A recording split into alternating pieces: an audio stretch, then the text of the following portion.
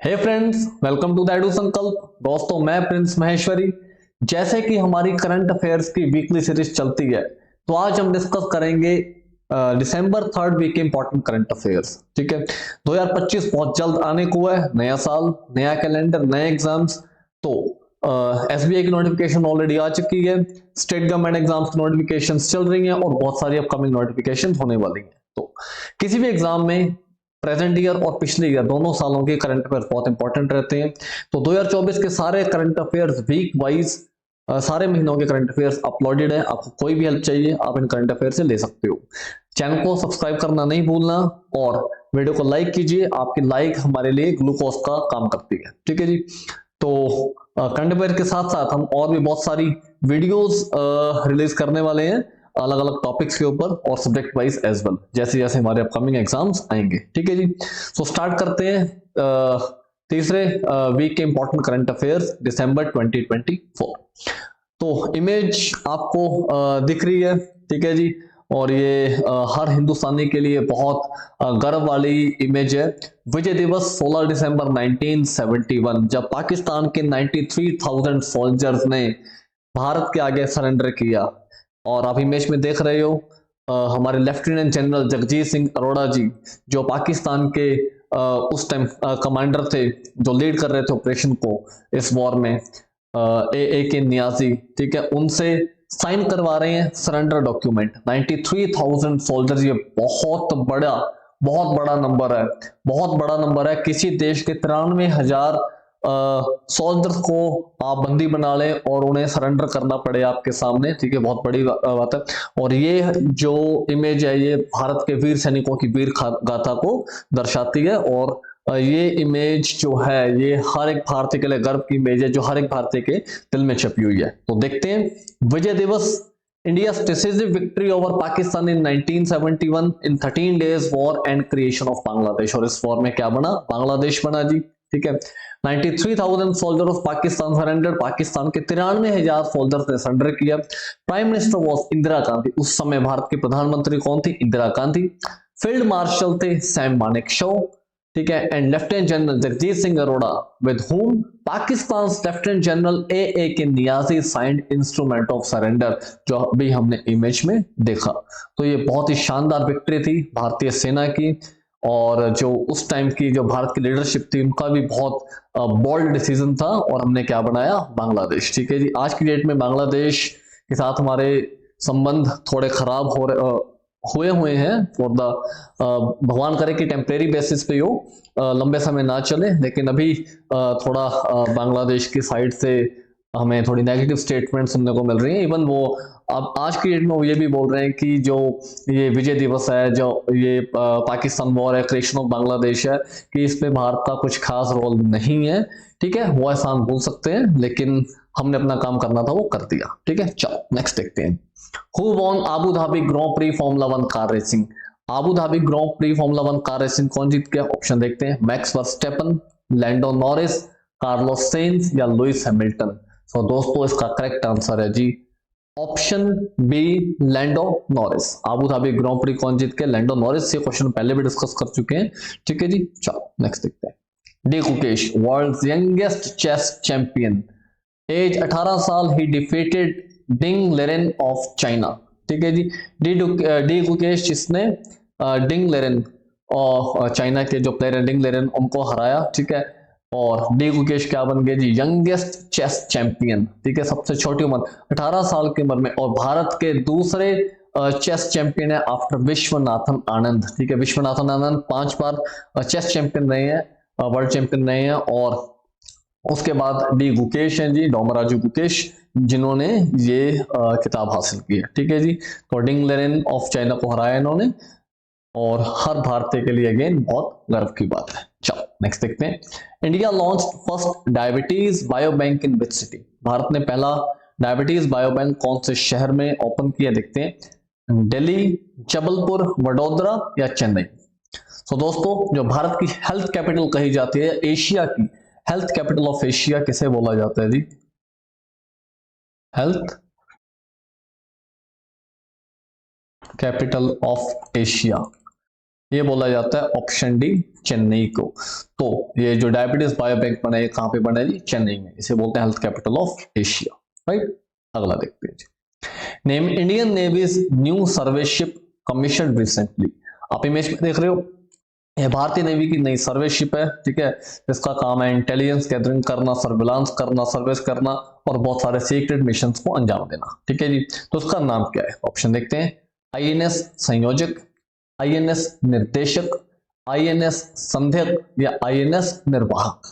तो दोस्तों इसका करेक्ट आंसर है जी ऑप्शन बी, आईएनएस निर्देशक। Next, name the joint military exercise between India and Sri Lanka. इनमें से कौन सी एक्सरसाइज है जो भारत और श्रीलंका की ज्वाइंट एक्सरसाइज है, ठीक है जी। ऑप्शन देखते हैं, सिम्बेक्स, गरुड़ शक्ति, स्लाइनेक्स या एक्यूब्रिम। तो दोस्तों जो भारत और श्रीलंका की ज्वाइंट एक्सरसाइज है दैट इज स्लाइनेक्स, ठीक है जी। ऐसा Sri Lanka I N India EX exercise SLINEX.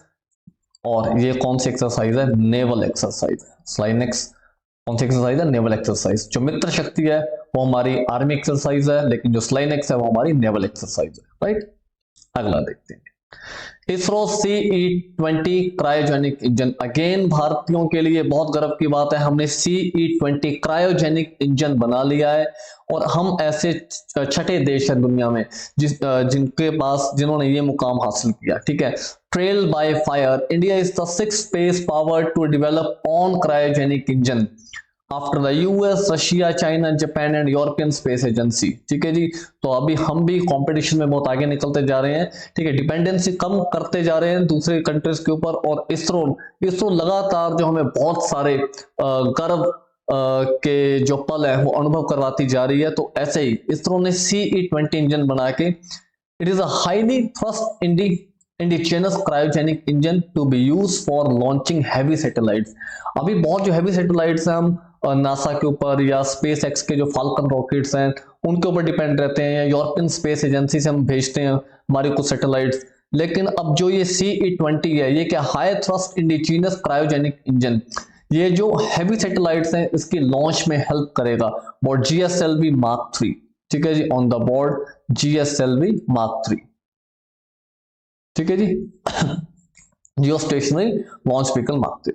How it works, with an engine thrust of 19 tons against its predecessor 7.5 ton thrust।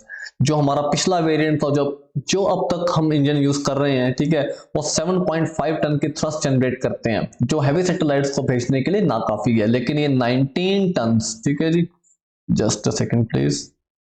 लेकिन ये 19 टन्स ऑफ थ्रस्ट जनरेट करता है, जिससे हम हैवी सैटेलाइट्स को स्पेस में स्टेशन कर सकते हैं।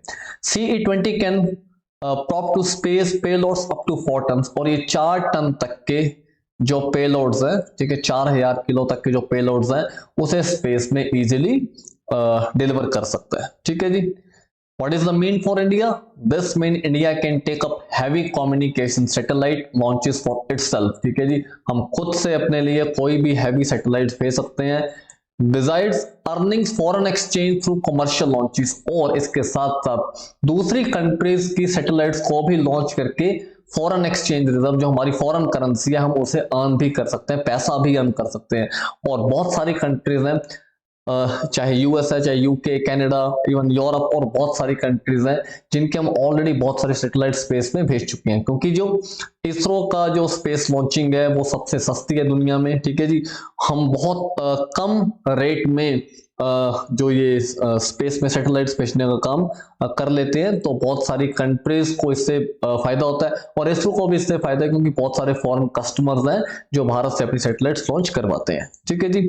सो क्या फायदा है, earning foreign exchange through commercial launches for other countries. It can also power India's manned space mission, जो हमारे मैन्ड स्पेस मिशन है, जैसे कि गगनयान मिशन है ना, जैसे कि हमारा अपकमिंग टाइम में गगनयान मिशन है। उसके बाद जो भी हम मिशन लेते हैं, तो ये जो हमारे जो ये इंजन है, ठीक है, तो उन मिशंस में भी बहुत हेल्प करने वाला है, ठीक है। तो बढ़ते कदम कामयाबी की ओर। तो इसरो कॉन्टिन्यूसली हमें बहुत सारा जो बोलते हैं ना कि प्राउड मोमेंट्स दिखा रहा है, और बहुत कम टाइम में इसरो ने बहुत सारी प्राउड मोमेंट्स दिखाएंगे, ठीक है जी। चलो होपफुली आगे भी ये जर्नी जो है वो कंटिन्यूटी में रहेगी। नेक्स्ट देखते हैं, which country one women junior hockey Asia cup title? कौन से देश ने junior hockey Asia cup title जीता है? जो ऑप्शन देखते हैं, इंडिया, चाइना, जापान या इंडोनेशिया। करेक्ट आंसर है दोस्तों ऑप्शन ए, इंडिया। ठीक है जी। डिफीटेड चाइना, हराया किसे? चाइना को 3-2। और इंडिया के 3 गोल्स थे, चाइना के 2 गोल्स थे, 3-2 से हराया। और जो इसका वेन्यू था that was Kuala Lumpur, Malaysia. Kuala Lumpur Malaysia. Done. Malaysia इसका वेन्यू था। मलेशिया की कैपिटल क्या? कैपिटल कुआलालंपुर ही है। मलेशिया की करेंसी है जी ringgits. Next, winner of Syed Mushtaq Ali trophy 2024। Syed Mushtaq Ali trophy 2024 के विनर कौन है जी? ऑप्शन है पंजाब, मध्य प्रदेश, मुंबई या Tamil Nadu. First of all, Syed Mushtaq Ali trophy कौन सी गेम में होती है जी? ये खेली जाती है क्रिकेट में। ठीक है। और इसे किसने जीता? ऑप्शन देखते हैं, पंजाब, मध्य प्रदेश, मुंबई या तमिलनाडु। करेक्ट आंसर है दोस्तों ऑप्शन सी, मुंबई। ठीक है जी। Next, who is appointed as India head by Google? इनमें से कौन से पर्सन को गूगल ने भारत का हेड अपॉइंट किया जी? ऑप्शन देखते हैं, प्रीति लोबाना, संजय गुप्ता, पुनीत चंडोक या समीर कुमार। दोस्तों इसका करेक्ट आंसर है ऑप्शन ए, प्रीति लोबाना। ठीक है जी। और इन्हें इंडिया हेड अपॉइंट किया गया। और जो ओवरऑल गूगल के सीईओ हैं, ठीक है जी, सुंदर पिचाई। ठीक है, chairman and CEO of Google and alphabet. Alphabet के भी सीईओ है सुंदर पिचाई। ठीक है जी, इज ऑल्सो इंडियन। सुंदर पिचाई जी इंडियन है। ठीक है, जो गूगल को लीड कर रहे हैं बहुत सालों से। Next, When is International Migrants Day observed every year? हर साल इंटरनेशनल माइग्रेंट्स डे कब होता है? माइग्रेंट्स जो अपनी कंट्री छोड़ के दूसरी कंट्रीज में जाते हैं, जो अलग अलग कंट्रीज में जाके अपनी सर्विसेज देते हैं, वहां पे सेटल होते हैं। और जो माइग्रेंट्स हैं उनका किसी भी कंट्री की डेवलपमेंट में बहुत योगदान रहता है। ठीक है, क्योंकि स्किल्ड अनस्किल्ड दोनों ही माइग्रेंट्स होते हैं जो मूव करते हैं। ठीक है जी। तो देखते हैं इंटरनेशनल माइग्रेंट्स डे कब होता है। ऑप्शन आर दिसंबर 18, दिसंबर 20, दिसंबर 22, दिसंबर 24। दोस्तों इसका करेक्ट आंसर है जी ऑप्शन ए, दिसंबर 18। थीम क्या थी? Honouring the contribution of migrants and respecting their rights. ठीक है जी, honouring the contribution of migrants, जो माइग्रेंट्स की कॉन्ट्रीब्यूशन है और उनके जो राइट्स है उनकी भी रिस्पेक्ट हो। This was the theme of International Migrants Day. Next देखते हैं, which Indian temple project is awarded with sword of honour, global safety excellence award from the British Safety council?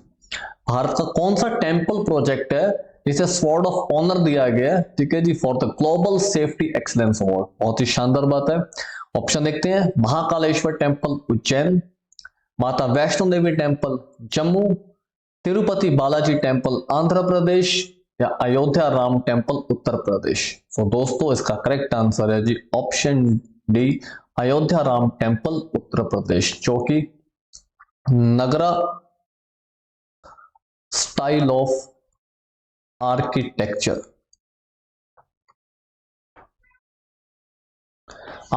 से बनाया गया। ठीक है जी, अयोध्या राम टेंपल। तो इसके जो सेफ्टी मेजर्स हैं उसके लिए इसे स्वॉर्ड ऑफ ऑनर से नवाजा गया। राइट। नेक्स्ट देखते हैं, who won Jamshedji Tata award for biosciences leadership? ठीक है, इनमें से कौन से पर्सन है जिन्हें जमशेदजी टाटा अवार्ड मिला है जी? तो ऑप्शन देखते हैं, किरण मजूमदार शॉ, अदार पूनावाला, साइरस पूनावाला या शिव नाडर। दोस्तों करेक्ट आंसर है जी option A, Kiran Mazumdar Shaw. Kiran Mazumdar Shaw Biocon India की चेयरपर्सन है। ठीक है जी, and she is the one of the most successful Indian women business lady. ठीक है जी, वुमेन बिजनेस पर्सन। ठीक है, और बहुत बार ये वर्ल्ड की जो टॉप 100 फोर्ब्स की, फॉर्च्यून की top 100 the most powerful women की लिस्ट रहती है, उनमें कई बार इनका नाम दर्ज किया गया। और जो रिसेंटली अभी फोर्ब्स की लिस्ट आई है जिसमें भारत के 3 फीमेल पर्सन हैं जिनका नाम शामिल है। ठीक है, जिसमें एक तो किरण मजूमदार शाह है और एक है हमारी रोशनी नाडर। मल्होत्रा जो HCL की चेयरपर्सन है, और थर्ड है हमारी फाइनेंस मिनिस्टर वित्त मंत्री निर्मला सीतारमण। ठीक है, तो किरण मजूमदार शॉ की कंपनी का नाम है बायोकॉन इंडिया। ठीक है जी, नेक्स्ट देखते हैं। Who is honored with UNEP United Nations Environment Program champions of the earth award. ठीक है जी, champions of the earth award किन्हें मिलता है? जो एनवायरमेंट के लिए बहुत अच्छा काम करते हैं। तो ऑप्शन देखते हैं, डॉक्टर सलीम अली, माधव गाडगिल, पूर्णिमा देवी बर्मन या तुलसी गौड़ा। दोस्तों करेक्ट आंसर है इसका ऑप्शन बी, माधव गाडगिल। ठीक है जी, इकोलॉजिस्ट हैं माधव गाडगिल जी, जिन्होंने प्रकृति को बचाने के लिए बहुत सारे अच्छे काम किए हैं, तो इन्हें दिया गया जी champions of the earth award. Right, अगला देखते हैं। Name women cricketer who set record of fastest century in test cricket. ठीक है, ऑप्शन देखते हैं, Maia Bouchier, Nat Sciver Brunt, Alice Capsey या हीदर नाइट। दोस्तों 96 बॉल्स में 106 स्कोर किए हैं जी। ठीक है, तो फास्टेस्ट सेंचुरी हिट की है, तो ये देखते हैं टेस्ट सेंचुरी। और मतलब बड़ी बात यह है कि टेस्ट क्रिकेट में सबसे तेज सेंचुरी बनाई गई है ये किसी महिला क्रिकेट के द्वारा 96 बॉल्स। राइट, तो इनका नाम क्या है? Option B, Nat Sciver Brunt.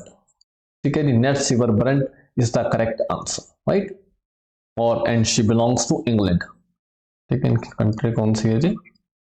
England. Okay, आपको इनकी टी शर्ट पर भी देख सकता है, she belongs to England. Next, good governance week from dash to dash. जो गुड गवर्नेंस वीक है वो कब से कब तक सेलिब्रेट हो रहा है जी? ऑप्शन देखते हैं, 16 दिसंबर टू 21 दिसंबर, 17 दिसंबर टू 22 दिसंबर, 18 दिसंबर टू 23 दिसंबर, 19 दिसंबर टू 24 दिसंबर। सो दोस्तों जो गुड गवर्नेंस वीक है जी, इट इज फ्रॉम 19 दिसंबर टू 24 दिसंबर। और फिर 25 दिसंबर को क्या होता है जी? Good governance day. Good governance day किसके बर्थडे पे होता है जी? चलो ये आपके लिए क्वेश्चन रहेगा। ठीक है, good governance day is celebrated on the birthday of या on the birth anniversary of. ठीक है, ये बहुत ही शानदार शख्सियत हैं जिनके बर्थडे पे या बर्थ एनिवर्सरी पे गुड गवर्नेंस डे होता है। तो इसका आंसर कोशिश करो कि सारे जने इसका आंसर दो। ठीक है, पार्टिसिपेट करना बहुत अच्छी हैबिट होती है, पार्टिसिपेट किया करो। ठीक है जी, कि good governance day is celebrated on the birth anniversary of. Right, चलो नेक्स्ट देखते हैं। When is minority rights day observed every year? हर साल minority rights day कब होता है? First of all, what is minority? Minority होती है less in population। ठीक है, minority दो तरह की है, linguistic minority and religious minority। अगर हम religious minority की बात करें तो भारत में 6 religious minorities है, जैसे कि Sikh, Jain, Buddhist, Parsi, Christians and Muslims. These are the 6 religious minorities in India. तो माइनॉरिटी राइट्स डे कब होता है जी? ऑप्शन देखते हैं, दिसंबर 17, दिसंबर 18, दिसंबर 19 या दिसंबर 20। सो दोस्तों इसका करेक्ट आंसर है जी ऑप्शन बी, दिसंबर 18। और इसकी थीम थी promoting freedom, equality and awareness of minority communities. ठीक है जी, अगला देखते हैं। Which Hollywood actor awarded with US Navy's highest civilian honor? Image से सबको अंदाजा हो ही गया होगा ये कौन से शानदार हॉलीवुड एक्टर है जिन्हें यूएस नेवी ने हाईएस्ट सिविलियन ऑनर दिया है to promote the armed forces या naval forces in the Hollywood movies. Right, तो ऑप्शन देखते हैं, Leonardo DiCaprio, Johnny Depp, Vin Diesel या टॉम क्रूज। सो ये है जी द शानदार टॉम क्रूज। ठीक है जी, the famous Hollywood actor Tom Cruise को यूएस नेवी ने अपना हाईएस्ट सिविलियन ऑनर दिया। राइट, अगला देखते हैं जी। Name the Indian educationist who is honoured with royal honour of Bhutan. Bharat के एक एडुकेशनिस्ट हैं जिन्होंने इंडिया, भूटान, ओमान में एडुकेशन को बहुत प्रमोट किया, ठीक है, ज्वाइंट वेंचर सेटअप किए एडुकेशन के लिए, और इन सभी कंट्रीज के जो आपस में एडुकेशन का तालमेल है उसे बहुत अच्छे तरीके से सेट की है। तो इन एडुकेशनिस्ट का नाम क्या है जिन्हें भूटान ने अपना the royal honour of Bhutan दिया है? तो ऑप्शन देखते हैं, पंकज कुमार गोयल, अविनाश शर्मा, केवी प्रवीण राजू या अरुण कपूर। दोस्तों इसका करेक्ट आंसर है जी ऑप्शन डी, अरुण कपूर। ठीक है, और जो भूटान के किंग जिन्होंने ये ऑनर दिया अरुण कपूर जी को, उनका नाम है जी जिग्मे खेसर नामग्यल वेंगचुक। जिग्मे खेसर नामग्यल वेंगचुक। ठीक है जी, नेक्स्ट देखो, in which state 38th national games will take place in Jan Feb 2025। ठीक है जी, 2025 38 नेशनल गेम्स जो होंगी भारत के 2025 में, उसका वेन्यू क्या होगा? कौन सी स्टेट होस्ट करेगी? ऑप्शन देखते हैं, गुजरात, असम, बिहार या उत्तराखंड। सो जो होस्टिंग स्टेट है जी 38 नेशनल गेम्स की, वो रहेगी ऑप्शन डी, उत्तराखंड। ठीक है जी, उत्तराखंड की कैपिटल है Dehradun in winter, Gairsain in summer. CM Uttarakhand के पुष्कर सिंह धामी। ठीक है जी, अगला देखते हैं, who is appointed as new managing director of SBI? State Bank of India के नए मैनेजिंग डायरेक्टर कौन अपॉइंट हुए हैं? ऑप्शन इज दिनेश कुमार खारा, रामा मोहन राव अमारा, आर सुब्रमण्यम कुमार या केवी सुब्रमण्यम। सो दोस्तों इसका करेक्ट आंसर है जी ऑप्शन बी, रामा मोहन राव अमारा। ये स्टेट बैंक ऑफ इंडिया जो भारत का सबसे बड़ा पब्लिक सेक्टर बैंक है, उसके मैनेजिंग डायरेक्टर के तौर पे इनको चुना गया जी। ठीक है, अगला देखते हैं, when is national farmers day celebrated every year? हर साल नेशनल फार्मर्स डे कब होता है? First of all national farmers day जो होता है जी, ये होता है in the memory of, on the birth anniversary of Chaudhary Charan Singh, 5th prime minister of India, 5th prime minister of India. ठीक है जी, इनकी बर्थ एनिवर्सरी पे होता है नेशनल फार्मर्स डे।